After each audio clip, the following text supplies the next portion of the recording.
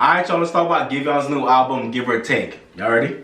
Let's go. I came to vibe, you came to function, just do that, baby. Don't worry about nothing, no. What's good, y'all? It's your boy Bright here, the R&B Kid, and I'm back with another episode of On the Bright Side TV. Welcome back, y'all. How y'all doing? Hope you're doing very good. Hope you're doing very well in these crazy times we're living through. But listen, at the end of the day, we got music to hold us through all this craziness, you know what I'm saying? And shout out to Giveon for dropping his debut album, Give or Take, which I want to talk about today. He dropped it about 2 weeks ago on June 24th, 2022 on Epic Records. And I don't know if it's his label or like a label under Epic that he's working through, but it's called Not So Fast.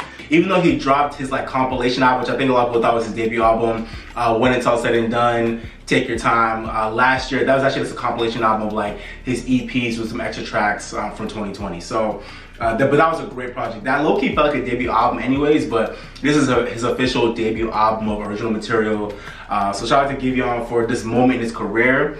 It's been a very interesting time for Giveon because I don't know if y'all know, but I love Giveon. I think a lot of people are really like mixed on Giveon. A lot of people like love his voice, but don't love how he sucks live, and I agree with that.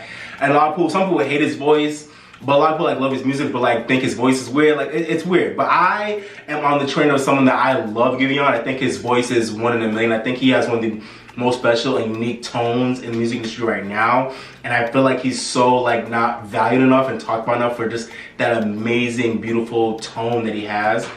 And the thing about it is that even though, as we just saw at the BET Awards that went down a few weeks ago, I think he's still coming into his own, because even though he's amazing in studio, I will admit, the one thing I really am frustrated with Giveon right now is his live performance. Like, he's had some good performances, but for a lot of occasions, I've seen him have really off days. I think he had, like, one of his first major performances, I think, was like the Ellen Show a while back. I think he's performing Heartbreak Anniversary, and it was not that great. And then he performed Heartbreak Anniversary at the BET Awards, you know, a couple weeks ago, and my man was off. And I'm really mad and disappointed in him that he tried to blame the mic and blame BET, because honestly, BET was having sound issues all night, but it didn't necessarily affect artists being able to sing or rap well. It was just the actual audio was just off in the building, and it came off weird through live TV. But the artists, that didn't really affect how they were able to produce their own sound, you know, for the mic.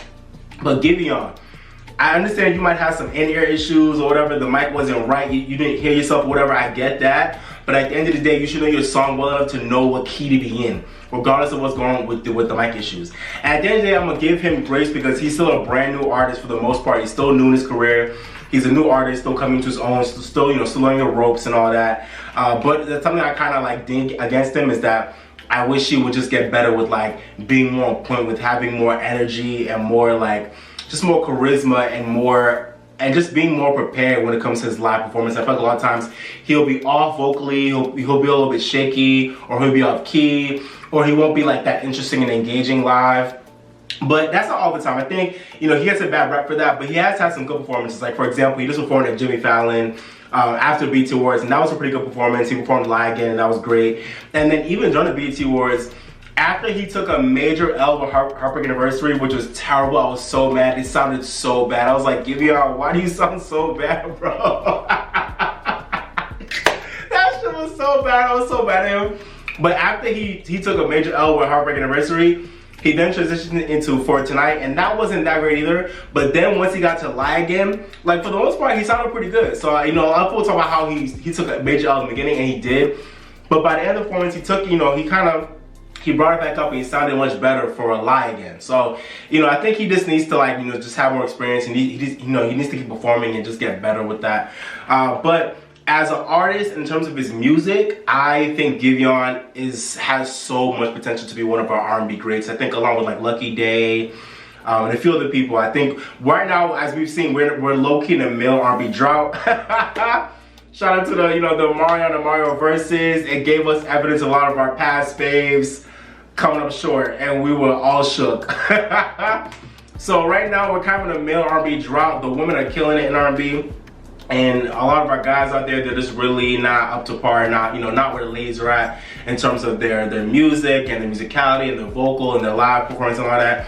But I think Giveon, you know, besides his live performance issues, is someone that I think has potential to have an amazing catalog, have an amazing career with that voice of his. I think he has a great personality. I think he just, I really feel like he's found a pocket musically that not a lot of people are really occupying, so I feel like he can kill that lane. And I feel like he has so much to give in terms of just like, I don't know, I just feel like once he really grows and like, you know, continues to learn his voice, continue to make great songs, get better at performing live, the sky's the limit for Giveon. I think Giveon is amazing. So let's talk about his debut album, Give or Take.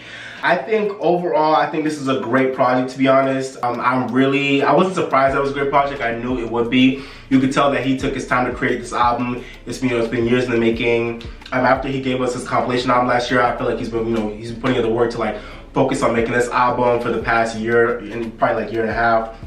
So I feel like you could tell that Giveon took his time to really hone in and lock in the sound for this album, which I love.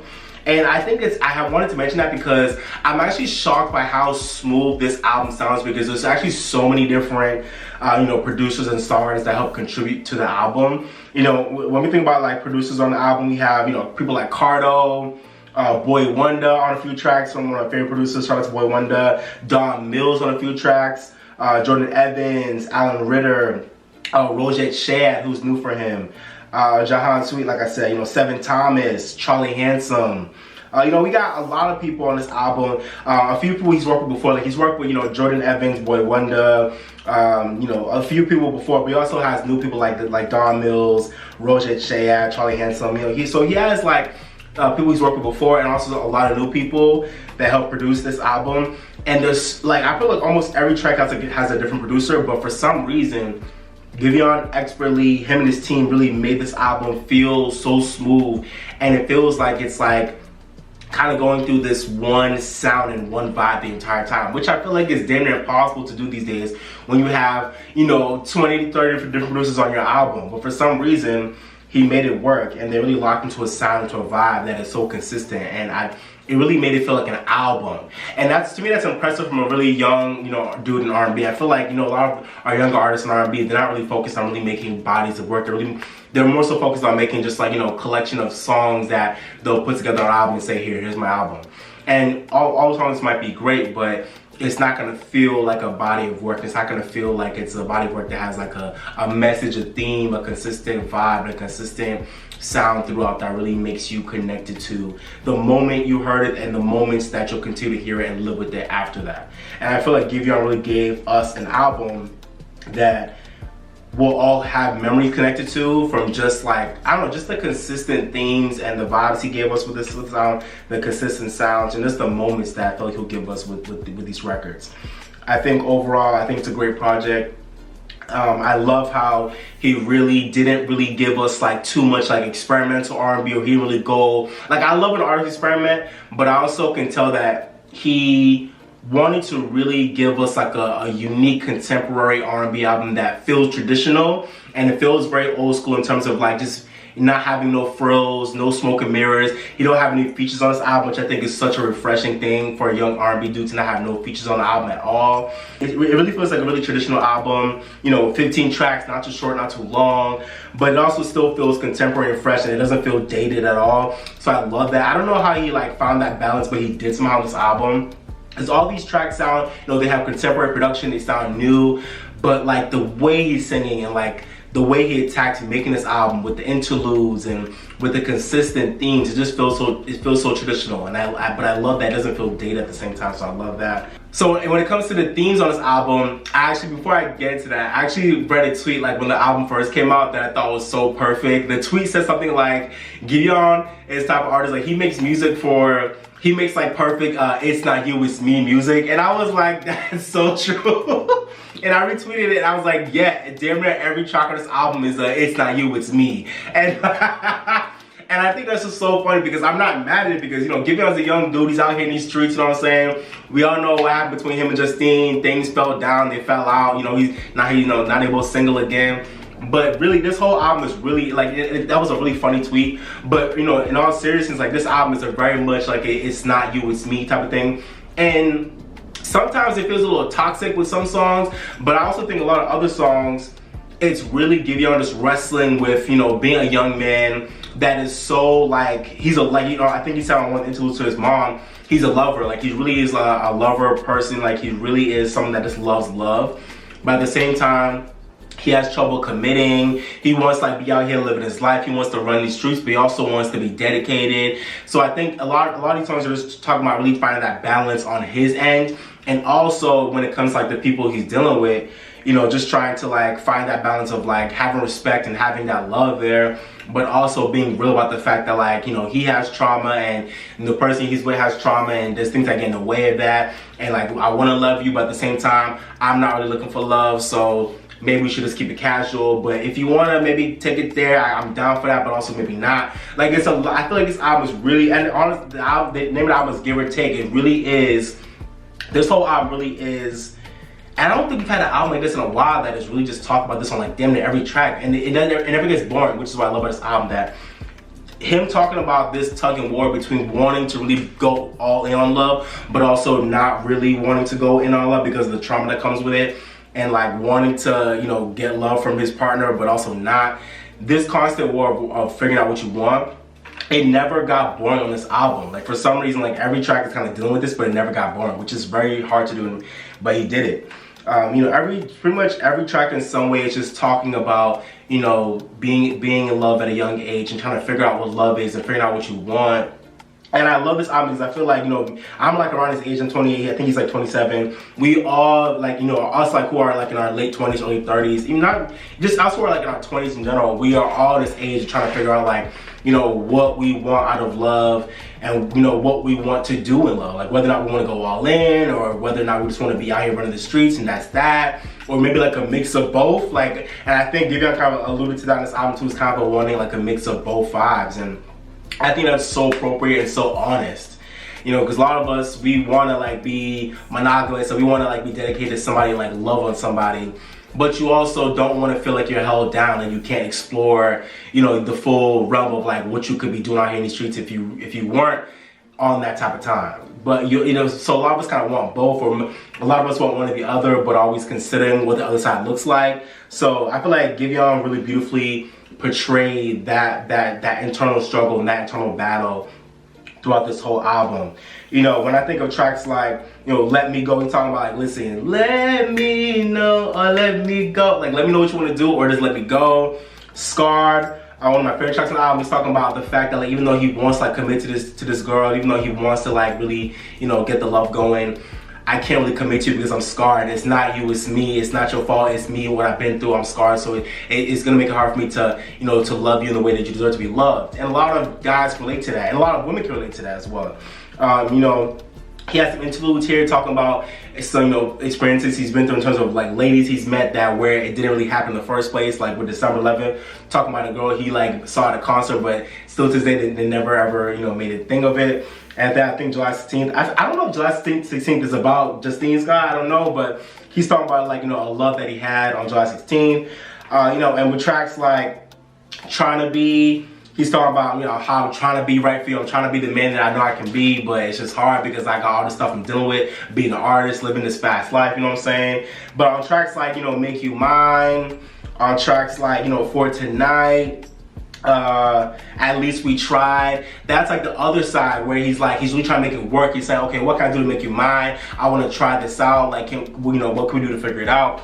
And you know, even though we've been going through a lot of stuff, like on For Tonight, he's saying, listen, even though we shouldn't be like really lying together right now, we shouldn't really be with each other right now, listen, let's just keep it between me and you, and let's just have a night together. And like, you know, so it's a lot of that, like, it's a lot of toxic vibes on the album, but not toxic, because like I feel like a lot of stuff is relatable, and it's really just being honest about the struggles we all go through with like commitment, knowing what we want, you know, whether or not we want to be monogamous or you know, just out here in the streets. Like I said, like it's just really, this album is really just talking about all that, and I love it because I feel like these songs like beautifully describe like a lot of things I think we all feel at this, you know, people who are like in our 20s just trying to figure love out in general, like, but he really put it on wax in a beautiful way, so I love that.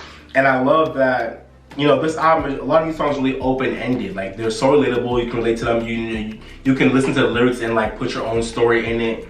And like I said, nothing ever gets boring, even though these tracks are all in the same vibe, which I think is a very hard task to do the way he did it. When it comes to like, you know, savage tracks, I would say, you know, Lost Me is a really crazy track, but listen, we can kiss, we can touch and do it often. Da, da, da, da, da, da.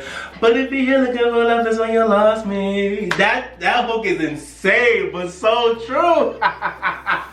That song is so toxic, but it's so relatable. I'm not mad at Giveon for Lost Me. Like, listen, if you here looking for love, that's when you lost me. Cause I can't do that right now. Like, you're not trying to be that type of time.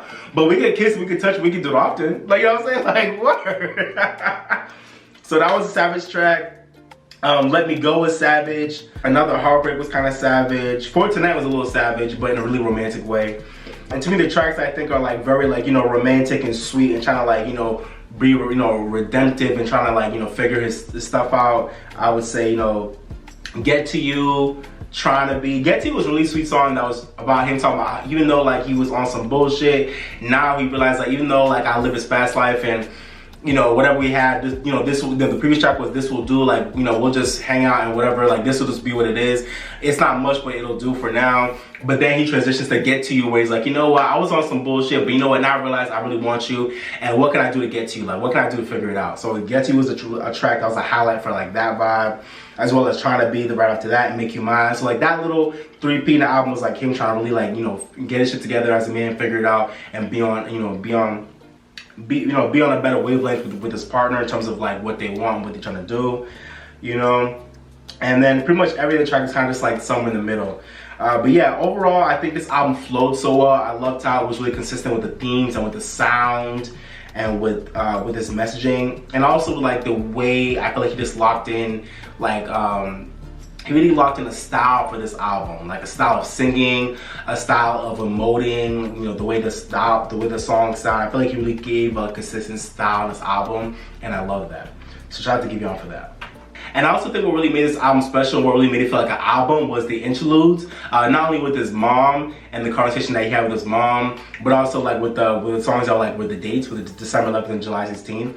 It really made it feel like him like kind of, you know, putting on wax certain important moments in his life that kind of defined how he like, you know, how he thinks about his romantic identity and, you know, his identity and love and relationships. And I loved how he also used the conversation with his mom to kind of just like show where he's at in terms of how far he's come as an artist and as like a celebrity now, because his mom's like, yo, you've come so far, I'm so proud of you, you made it. But he also like used the conversation with his mom to like talk about like his experience in love and like his flaws, but also like the things he's learned in love, and his mom like giving him lessons about like what life is about, and like what you learn in life and what you learn in love. And you know, these interludes are like very short, very simple, very basic, and a lot of times, like when I first heard them, I was like, these interludes are kind of like basic, but honestly, when I heard them again and again, they were really cute, they were really sweet. And I love the conversation that him and his mom had, because even though they were really short and simple and sweet and to the point, every interlude that he had with his mom was so real. Like the things his mom was saying, the things he was saying, like about how he's learned that, you know, he's like, I'm a lover, and his mom was like, listen, like people make mistakes, but you gotta learn to just move on and like guard your heart and do you, and just like don't let that affect you and keep on moving in life. And you know, she like I really loved how they were both having a conversation about like just teaching each other from the experiences about what they've learned in life and in love. And I thought it was a great way to like really structure his debut album, introducing himself to the world officially as an artist, you know. That's a cheat code. Bring your mom into the mix. I love that. You know, having your mom teach you while you like teaching her. I love that beautiful dynamic. The conversations were great. And I love how he had the interludes with the dates to kind of just make this feel like an album that wasn't just a set of songs, but it was an album that really had a flow and a theme and a guide. And he really made it work. I love how I love how the album flowed from track to track. It made sense. Everything sounded great. I love how he sounded. I love the lyrics on these tracks. I really feel like, yeah, there's just a lot of great highlights here. And speaking of lyrics that really popped out to me, I already talked about Lost Me. That track was a really interesting track lyrically that just was so savage, but I loved it. And another track that I really loved lyrically was This Will Do. I love on the hook he was like, far from loving. I know it's because I sing what I've been through on these instrumentals. I love that. Like, that was such a unique like line to me. It's not often you get an artist talking about like how they are like recording music and how like affects like their life and their relationships. Like, I love that. That was such a cool line to me. I love that hook. I also love Scar too lyrically. I feel like Scar was such a savage and toxic song, but like relatable as hell. And like, I love how it was like really earnest and empathetic. Cause like, listen, it's not that much I love you, right? But like, I'm just scarred. I've been through shit, and it's gonna affect whatever we're trying to build, and that's a real thing that a lot of us can relate to. What other tracks I really love lyrically?